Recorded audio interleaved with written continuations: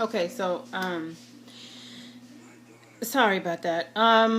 Anyway, yeah, so just, various 12-step programs, just trying to control my sugar usage, and then finally resorting to the fact that I knew that I was eating too much. One of those programs dealt specifically with overeating, and so I knew I was eating too much. And so I decided, I need some real help here. I need some real serious help here. I knew it was a mental, spiritual, and a physical problem. And I wasn't just going to be able to deal with it only from the spiritual and mental side, obviously, because I'd been trying. So anyway, I decided to have the VSG surgery. And I have a wonderful surgeon who is very patient with me, and was just wanting to work with me, not really concerned about the slow weight loss, just a little bit, but just really wanting to work with me on changing some of my behavior that was contributing to the slow weight loss. And so there was a lot of realizations that I had to come to over the last few months. And and I had a lot of shame, because I knew that I was the reason why I wasn't losing the weight. It didn't have anything to do with the VSG, because that worked. It was stopping me from eating too much. It was, things were getting, I did have my incidences where I was trying to eat some things too soon after surgery, that where I was eating too much after surgery, and it was just a crazy time of me practicing the same behaviors, though with a different body. And so it came to the point a few weeks ago where I was watching, just going back to YouTube and watching more videos, because I had even stopped that, because of course, after the surgery I was fixed, right? So I started going back to YouTube, and started looking at some different videos from different people, some of my same people.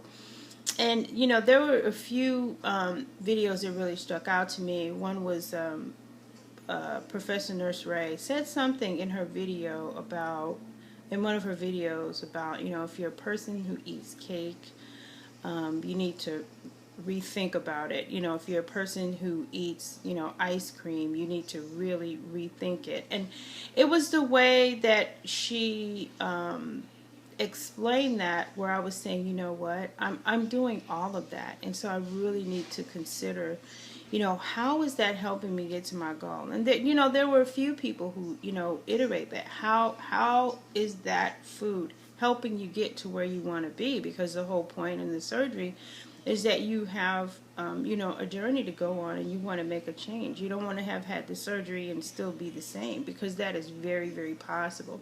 And I was becoming an example of that. So with that being said, I watched those videos, and then a few weeks ago, it wasn't anything that I can explain. It was just one day, and I could be wrong. I mean, it might have been something and I forgot whatever it was, but I'm glad that it happened.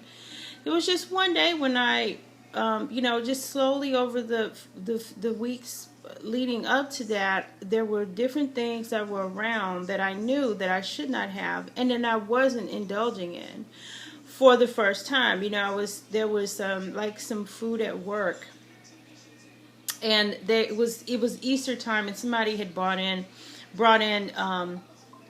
the leftover bunny rabbit, and one of the leftover chocolate bunnies things. And so I remember looking at that leftover chocolate bunny, and one of my biggest compulsions had been, if food was laying around, or if it was free food or whatever, I would at least have to taste it, because it was food and it was available. And I'd at least have to taste that food. I hope you don't hear my grandson in the background, but you probably do. This expensive iPad with the fantastic microphone, you probably hear my grandson screaming. This is a new phase for him. Sorry. Sorry for that little exit from the freeway there, but I'm backtracking. if it was available, I'm just compelled. I was just compelled to just pick it up and taste it. Just taste it anyway because it's there, it's free. And so these bunny rabbits were sitting on the table, and something just occurred to me and said, you know what that tastes like. You already know what that tastes like. You've eaten 1,000,000 of those bunny rabbits. That's not going to taste any different than the millions of bunny rabbits that you tasted before. It's not going to taste any different than the chocolate that you've ever had before. It tastes like the same milk chocolate that it's always been tasting like. And there's no reason for you to taste it today. And that hit me like a ton of bricks, because all of the food that I want to taste, all of the food that is free and that's available, the muffins and the cupcakes and all of the crap that they put on the table in my office, the free and available food, I've had all of it. I've had all of it, and none of it helped me to get any closer to where I was trying to go.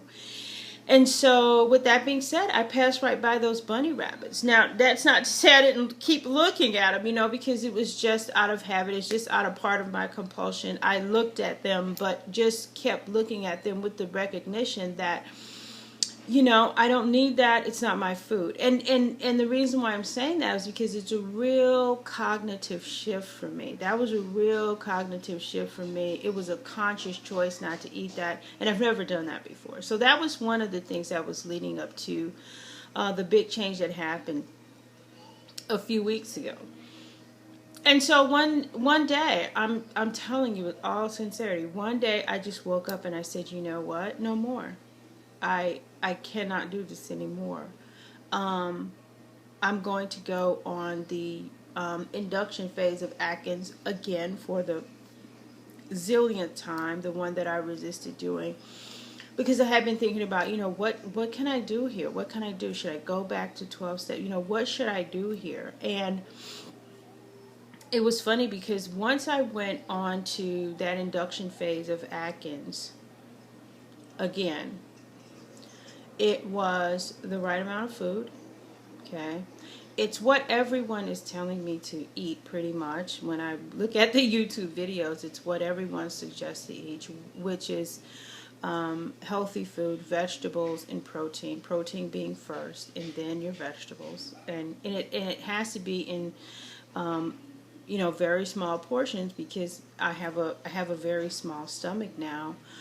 Everything lined up physically with, that's the right food for me. I started to go through the induction, fuzzies. I immediately, I've been, for the past 2 weeks at least, I've been losing between 1 and 2 pounds a day. Because it just works, because my body is not poisoned anymore by carbohydrates. I do not have the chemistry to metabolize carbohydrates. This is something I knew a long time ago. It's something I've tried to practice over and over again, but I am allowing, for the first time, I'm actually allowing the surgery to help me. I'm using the tool of the surgery. Now, that's physical.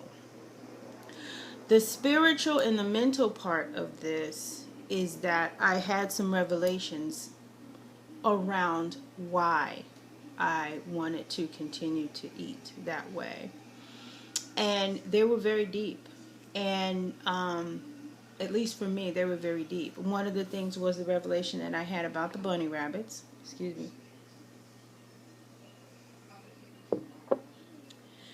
The other was the fact that I wanted to eat with my family. Codependency is really one of the larger problems that I have. Emotionally, I want everyone to be okay. And so I do what, I would do what I needed to do to run around and make sure everyone was okay. And so it's a very intricate dynamic going on up here. And basically, there's this whole cycle of food. So here's the deal. I'm a food addict. I my body's hungry because I'm a human being. My body's hungry, and I want something fast to eat. And so what the first thing I will do is ask my family what they want to eat. I won't ask myself what I want to eat. I'll ask them what they want to eat. And the reason why is so that they can say they want something unhealthy. They're teenagers, they're thin, they don't care what they eat. It doesn't matter, it doesn't affect their body. And so they will say, well, I don't know. And then I will make a suggestion to them that is unhealthy for me. Not unhealthy for them. Unhealthy for me. And they will agree with me. And then I will go out and purchase that food and eat it with them. That has been going on forever. And so finally with there were some things that were happening. One of my children turned 18, and that was sort of a revelation for me. You really need to pull back from a lot of codependent behavior with that kid, and then with the other kid, and then with my fiance, just a lot of caretaking and caretaking and over giving, and just a lot of blurred lines between where they end and I begin, and all of this kind of stuff that comes along with codependent behavior. But it was really obvious around my food and my money. But around my food, it was really obvious that I was making choices for them in what to eat, and not making choices for me in what I needed to eat. And so once I began to realize that in my food choices and what goes into my mouth, I make that final decision. No one makes that decision for me.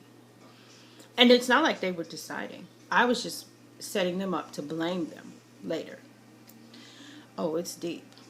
And so basically, when I, ran down the list of, what I needed to be eating, what was good for my body, I basically have made that a top priority. What's in here that's available for me to eat? Is that available for me? And make it available for myself and everybody else is second. My youngest child is 15 years old. She is very capable of cooking for herself. My 18-year-old is capable of cooking for himself. My fiance is capable of cooking for himself. And what I began to do slowly was make my meals what I needed to make. My protein, my vegetables, my raw vegetables, my protein and my cooked vegetables, my non-starchy vegetables. Make those foods and then have them to build whatever they were going to eat around it. It just has to be that way. And so I'm not cooking 2 meals. I'm not ordering pizza and me eating baked chicken. I'm not doing any of that. I'm just not going to do that anymore because I'd rather not play with myself that way. I'm not against anybody eating any kind of food that they want to eat. They are more than welcome to do whatever it is they want to do, because just like with my other 12-step programs, I'm not going to be able to never be around pizza again. Don't bring pizza around her, she's going to eat it. No, that's not the deal. The deal is that I know that that's not my food. The deal is that the first priority in terms of what goes into the refrigerator, I've always been the decision maker in that. And that's the bottom line. I've always been the one carting in the unhealthy foods. Nobody's ever asked me to do that.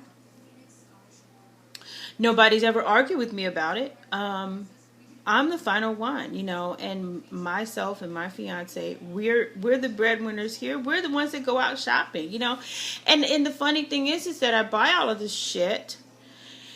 And for lack of a better word, I buy all this bullshit, and I'm the one that's buying it. Nobody's going grocery shopping with me. This is just totally 100% this person right here making those choices. And so, you know, that was a hell of a reckoning. It was a real, it's a real serious revelation for me. I'm going to stop right here and pick up again.